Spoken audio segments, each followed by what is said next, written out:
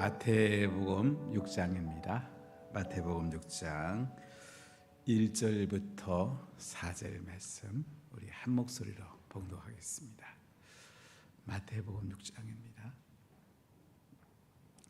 사람에게 보이려고 그들 앞에서 너희 의를 행하지 않도록 주의하라. 그리하지 아니하면 하늘에 계신 너희 아버지께 상을 받지 못하느니라. 그러므로 구제할 때에 외식하는 자가 사람에게서 영광을 받으려고 회당과 거리에서 하는 것 같이 너희 앞에 나팔을 불지 말라. 진실로 너에게 이르노니 그들은 자기 상을 이미 받았느니라. 너는 구제할 때에 오른손이 하는 것을 왼손이 모르게 하여 내 구제함을 은밀하게 하라. 은밀한 종의 보시는 너희 아버지께서 갚으시리라. 아멘. 마태복음은 1장, 2장에서는 예수님의 어린 시절의 이야기를 담고 있습니다.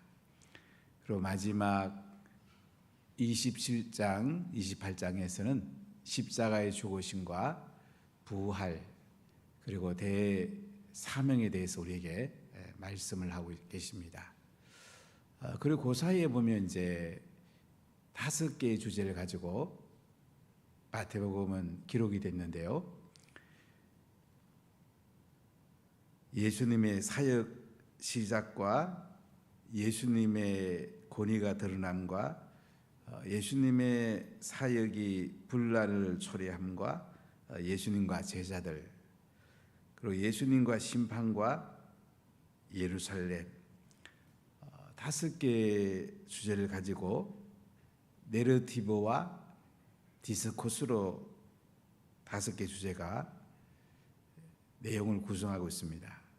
내러티브 이야기와 디스코스 예수님의 교훈을 기록하고 있습니다. 마태복음은 상당히 체계적입니다.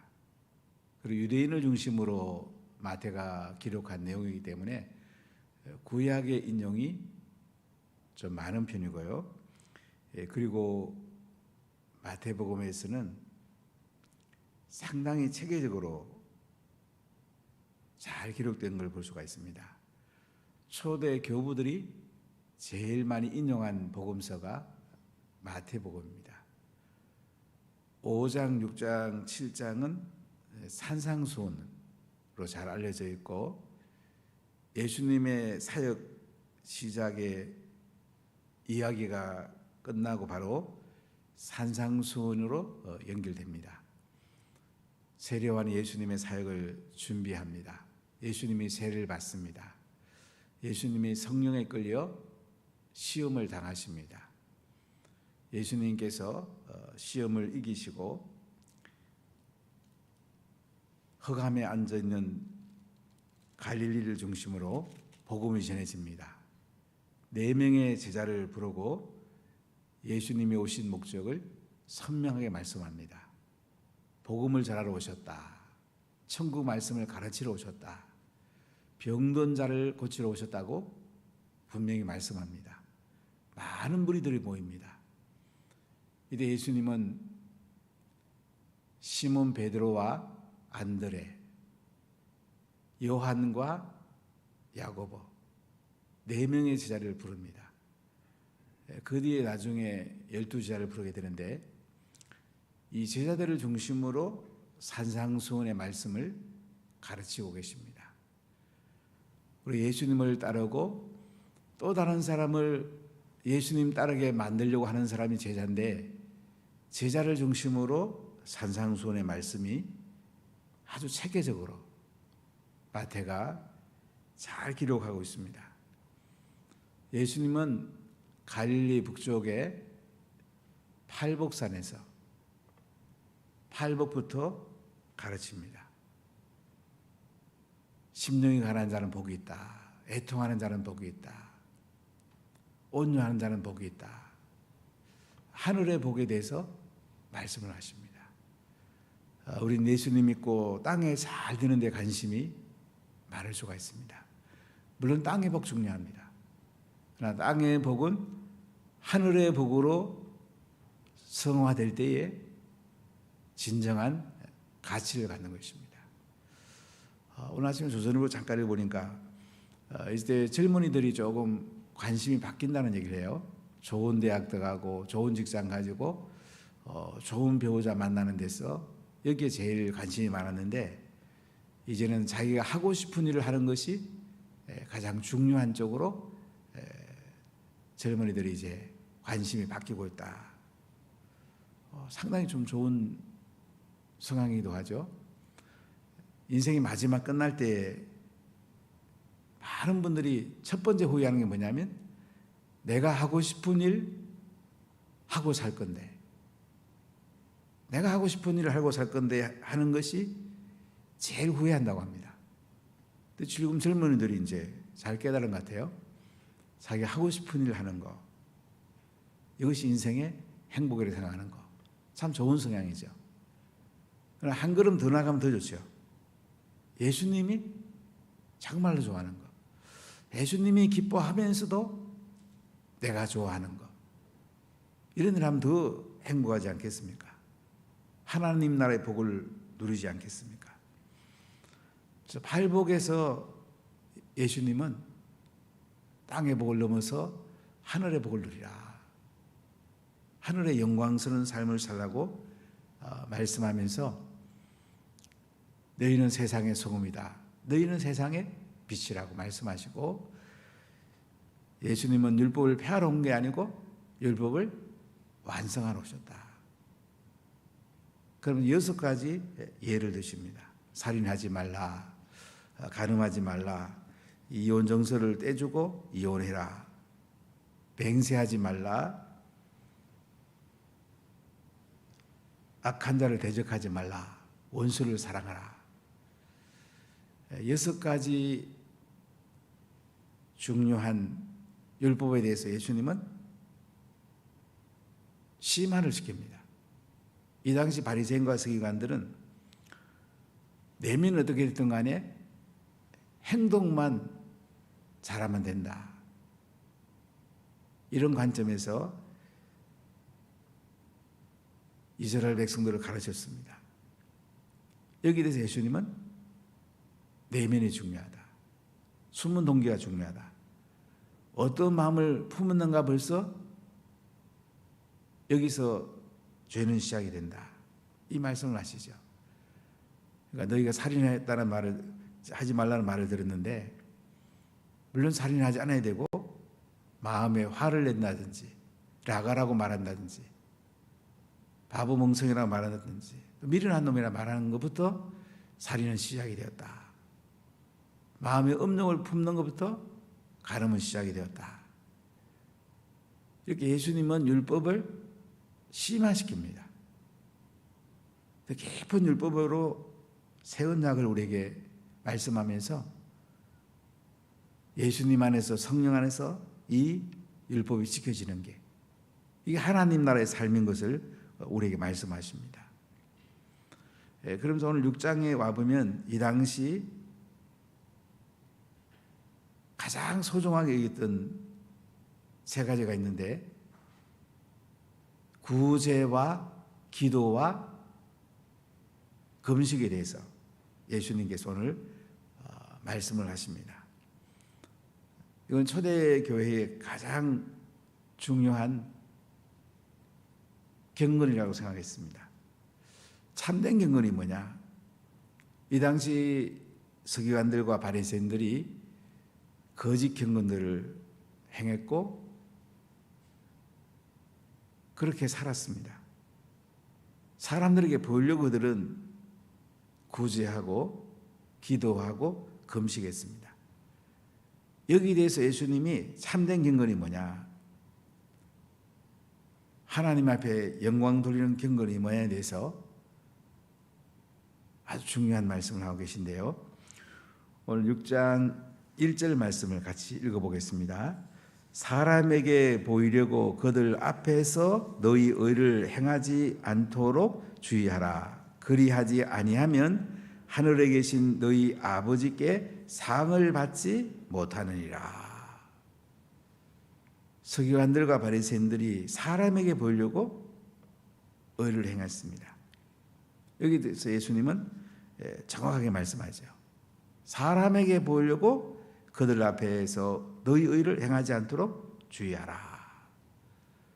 사람에게 보이려고 하는 게 아니고 하나님 앞에 영광을 돌리면서 의를 행하라 이거죠. 이 의란 말은 하나님 보시기에 옳은 것이라 이렇게 말할 수 있고요.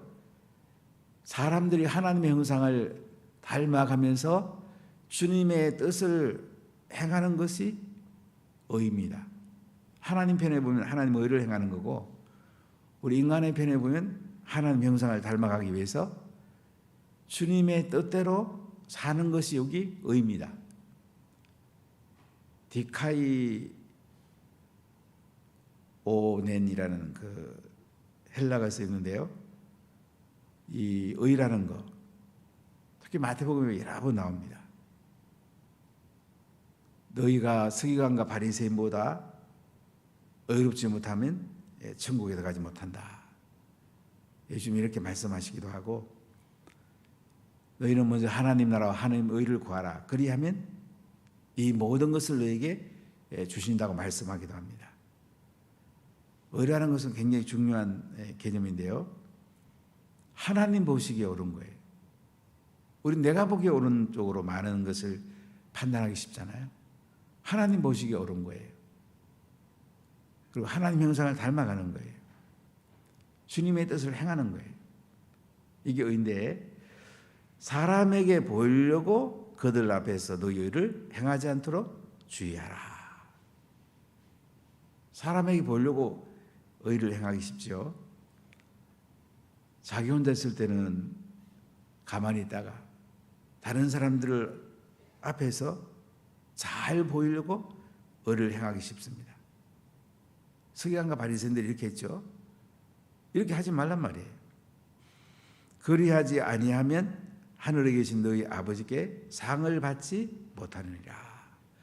그러니까 사람 앞에 보이려고 의를 행하면 하나님 아버지 앞에 가면 상이 없다는 것입니다. 하나님 아버지께 상을 받지 못한다는 것입니다. 이 땅에서 우리가 칭찬받고 상 받는 게 얼마나 좋습니까? 근데 예수님 앞에 가서 칭찬받고 상 받는 거 더 중요하죠. 그러니까 이 땅에서 내가 잘한 것을 다른 사람에게 다 드러내 뿌리면 하나님 아버지 앞에 가서는 상이 없다는 거예요. 그러니까 사람에게 보이려고 하지 말고 하나님 앞에 은밀하게 의를 행하라. 그러면 하늘나라에서 상이 크게 된다고 말씀하십니다. 우리가 하나님 나라 개념을 잘 생각해 보면 예수님을 믿는 순간부터 하나님 나라가 시작이 되잖아요. 그렇기 때문에 이 땅에서도 우리가 상을 받을 수 있습니다. 중요한 건 자랑하지 말라는 거죠. 자기를 드러내지 말라는 거죠. 이 땅에 자녀가 상 받는 거 행복한 거죠. 그래서 중요한 것은 하나님께 영광 돌리라. 네가 잘해서 상 받았다고 하지 말고 하나님의 은혜입니다. 하나님께서 상 주신 겁니다. 하나님이 하셨습니다. 이렇게 하나님께 영광을 드리는 것이 이게 중요한 거예요. 모든 초점은 하나님, 그분을 높이는 거예요. 그걸 하나님 그걸 기뻐하시는 거예요. 그래서 이 땅에 우리가 상 받을 수 있는데 하나님께 영광을 드리고 또 하나님 완성된 나라 하나님 앞에서 상 받는 데다가 포커스를 맞춰라. 이것이 복이라는 거죠. 이게 하늘의 복이에요. 우리는 땅의 복을 넘어서 하늘의 복을 누리는 대로 나아가야 됩니다. 자, 이렇게 예수님께서 말씀하시면서 그 다음에 이제 구제 이야기, 기도 이야기, 금식 이야기로 예수님 말씀하는데요. 자, 우리 2절 같이 읽어보겠습니다. 그러므로 구제할 때에 외식하는 자가 사람에게서 영광을 받으려고 회당과 거리에서 하는 것 같이 너희 앞에 나팔을 불지 말라. 진실로 너희에게 이르노니 그들은 자기 상을 이미 받았느니라. 구제하는 것, 예수님 당시는 굉장히 중요했습니다. 이 당시는 특히 과부들이 살 수 있는 길이 굉장히 어려웠습니다. 제가 대학교 다닐 때만 해도 등록금도 비쌌지만은 가정교사 하는 것 외에는 알바 자리가 거의 없었습니다. 지금이야 뭐 장학금도 많고 또 알바 자리도 많으니까 학교 다니기 그렇게 어렵진 않지만은 제가 다닐 때만 해도 굉장히 그 알바 자리 잘 없었어요. 예수님 당시에 과부들은요 일할 데가 거의 없었습니다. 그러니까 이혼하고 나면 살 길이 굉장히 막막했습니다. 남편이 먼저 떠나가고 나면 과부들은 굉장히 살기가 어려웠어요. 초대 교회는 구제 사역을 굉장히 중요하게 여겼습니다. 우리 사도행전 읽어봐도 헬라파 사람과 히브리파 사람 사이에 갈등이 구제 때문에 왔었잖아요. 이 구제 문제를 잘 해결하려고 사실 집사를 세웠잖아요. 이 구제는 굉장히 중요한 이야기예요. 그러므로 구제할 때에 외식하는 자가 사람에게서 영광을 받으려고 회당과 거리에 사는 같이 너희 앞에 나팔을 불지 마라. 외식하는데 사람 앞에 떠벌리는 거죠. 외식한단 말은 가면을 쓴단 말이에요. 연극하는 사람들이 가면 쓰고 이제 무대에서 연극을 하는 것이 외식이에요. 자기의 본 모습보다 밖에 드러내기 위해서 구제하는 걸 말해요. 그러므로 구제할 때 외식하는 자가 사람에게서 영광을 받으려고, 자기가 영광 받으려고 구제하는 거예요. 자기를 드러내려고 구제하는 거예요.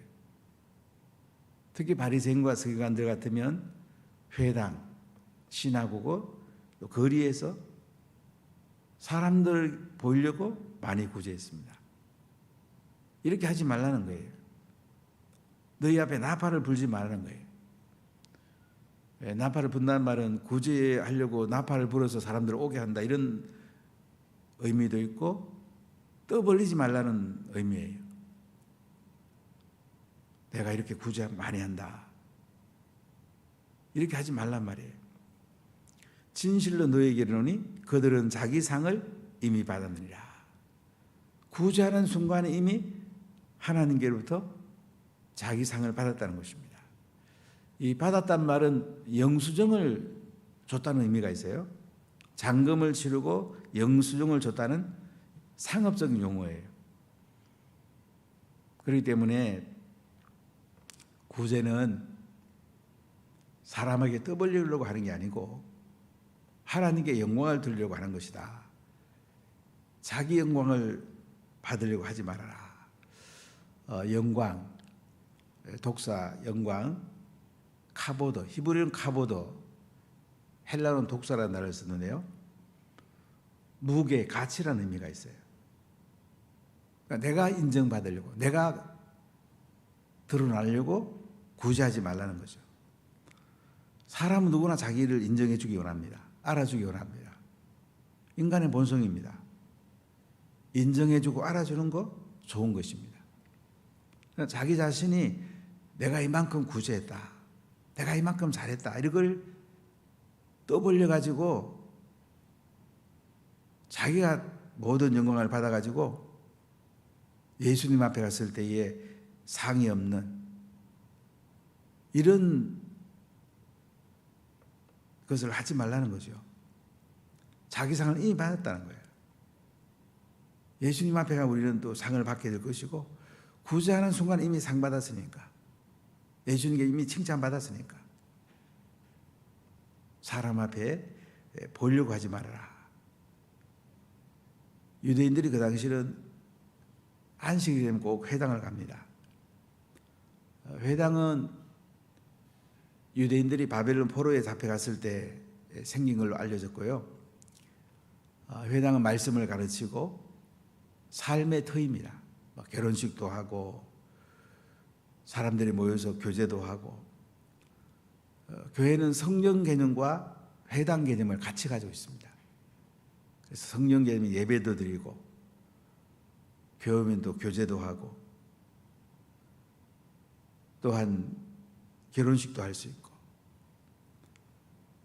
이 회당과 거리 시장에 이런 거리 사람들이 많이 모이는 곳 이런 곳에서 이제 막 내가 이렇게 구제 많이 해. 나 잘하고 있지? 이렇게 떠벌리면서 구제하지 말라는 거예요. 예수님이 다 알고 계신데 사람이 아는 것보다 예수님이 아는 게 더 중요하다. 예수님 앞에 구제하라 이거죠. 근데 구제라는 단어가 조금 받는 사람 입장에서는 기분이 조금 안 좋을 수가 있습니다. 제가 완독에 있을 때 이제 부모가 안 계신 자녀들을 조금 돌본다고 이렇게 동사무 가서 명산을 달라고 그랬더니 직원이 같이 가게 돼서요. 저는 그냥 전달하면 그걸로 고칠 줄 알았더니 동사무 직원이 사진을 찍고 그러더라고요. 좀 몰랐어요. 아마 자기들 실적 같은 거 생각했던 것 같아요. 애가 굉장히 기분을 안 좋아하더라고요. 다음에 제가 기도하다가 어떡하면 받는 사람도 기분 좋게 받을 수 있을까? 이 구제 개념보다는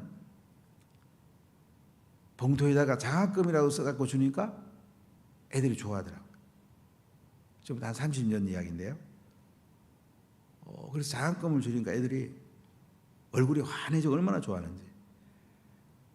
같은 것을 주더라도 구제금을 주는 것보다 장학금을 주는 것. 받는 사람이 아주 너무너무 좋아하더라고요. 그래서 구제보다는 저는 섬김과 나눔이 안 좋은가 이렇게 생각하고 또는 DNA 헌금 이렇게 하기도 하는데요. 우리가 상대방을 배려하는 것이 중요하죠. 자, 3절 같이 읽어보겠습니다. 너는 구제할 때에 오른손이 하는 것을 왼손이 모르게 하여. 아니 오른손이 하는 걸 왼손이 모를 수가 있을까요? 그러니까 자기를 드러내지 말고 은밀하게 하라는 거죠. 구제한다면 잊어버리라는 얘기죠. 노트에 기록한다든지 이렇게 기억하려고 애쓰지 말고 구제한 사람은 잊어버리라는 거예요. 받은 사람은 기억할 수도 있어요. 우리가 받은 사람은 기억하고 자기가 또 은혜를 갚는 것도 나쁘진 않아요. 받은 사람 또 다른 사람에게 선을 베푸는 건 좋은 거예요. 근데 구제한 사람은 잊어버리라 이거예요. 제가 지난 11월 달에 피터 만났을 때 피터가 두 군데 교회가 세워진 게 이제 DNA 사역을 잘해서 교회가 세워졌다 하면서 힌두인 마을을 방문한 적이 있는데요. 비하르주에서 온 그 힌두인들이 인력 노동자들이에요. 코로나가 오니까 이제 일이 없잖아요. 먹을 게 없는 거예요. 그래서 베들레헴 교회에서 피터 목회하는 베들레헴 교회에서 이제 그들을 섬겼습니다. 먹을 걸 갖다 주고 이렇게 했더니요. 그 힌두인들이 교회를 세워달라고. 우리도 예수 믿으면 안 되냐고. 그래가지고 교회를 이제 짓는 데에 갔었는데요. 티베트에서 온 그 형제가 이제 신학생인데 그곳에 사역하게 됐다고 얘기를 하던데요. 어려운 사람들은 이렇게 해도 DNA 사역하면서 그들을 잘 섬기면서 우리가 예수님 믿게 할 수 있고 또 교회를 세울 수도 있고. 참 은혜로운 건 뭐냐면 자기들이 교회를 세워달라고 하는데요. 참 은혜죠. 우리가 섬기다 보면 사람들이 감동을 받는 거예요. 때거리가 없는데 누가 먹을 거 주면 얼마나 좋겠습니까? 우리도 예수 믿어도 되냐고. 우리 교회 좀 세워달라고. 그래서 이제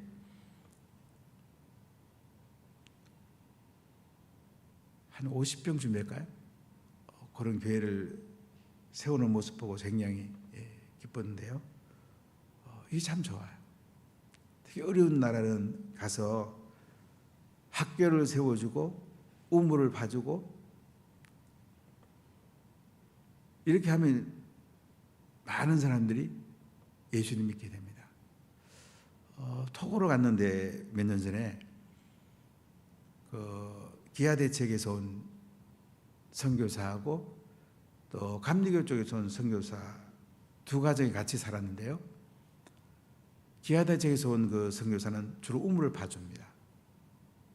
감리교에서 온 선교사는 주로 학교를 세워주고, 그러니까 평일에는 학교를 해요.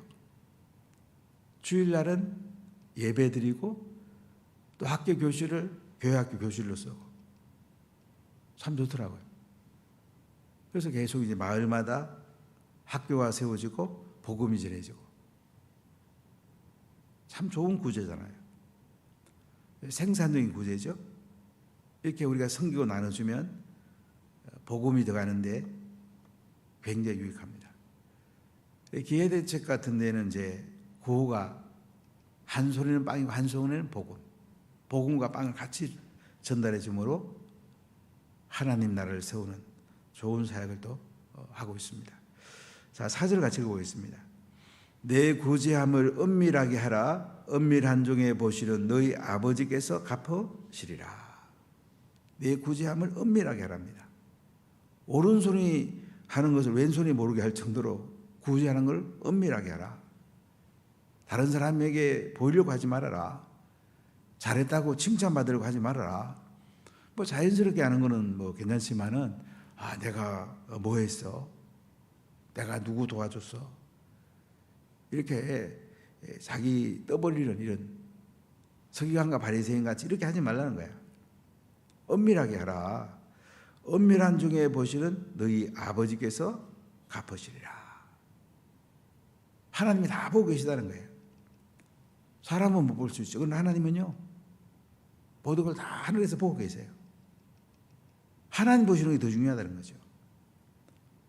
그래서 우리가 하늘의 복을 누리게 됩니다. 하늘의 상이 우리에게 준비가 됩니다. 구제하는 거 소중합니다. 바리새인과 서기관들이 구제하는 건 참 잘했습니다. 그러나 외식하며 남에게 보이려고 자기가 영광 받으려고 구제하는 거, 그 행위는 고쳐라. 그 얘기예요. 우리가 서기관과 바리새인은 무조건 나쁜 놈 이렇게 생각하면 안 돼요. 그들은 행함에서는 굉장히 탁월한 사람들이에요. 그들이 하는 부분을 예수님 볼 때는 요거는 고쳐야 된다. 요건 잘못됐다. 여기라는 거예요. 숨은 동기가 좋아야 되고 남에게 보이려고 하는 게 아니고 하나님께 영광을 돌리기 위해서 섬기고 나눠줘라. 이렇게 오늘 예수님 말씀하십니다. 이곳에 우리가 이제 어려운 분들을 명단 빼보면 저희 교회는 크게 많지는 않아요. 그래도 우리가 서로 섬겨주고 나눠주는 거 굉장히 소중합니다. 제가 목회해 보니까 구제가 제일 어려운 것 같아요. 복음 전하는 거는 부작용이 없습니다. 이 구제는 잘못하면 사람 잃고 돈 잃는 경우가 있어요. 이거 안 쉽습니다. 상대방의 자존심을 상하게 하면 안 돼요.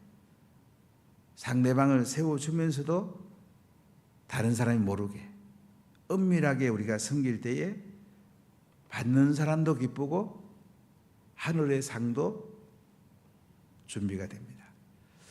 섬기고 나눠주면서 행복한 여러분 인생 되기 바라고 또 하늘의 상이 크시기를 예수님 이름으로 간절히 축복합니다. 기도합시다. 하나님 감사합니다.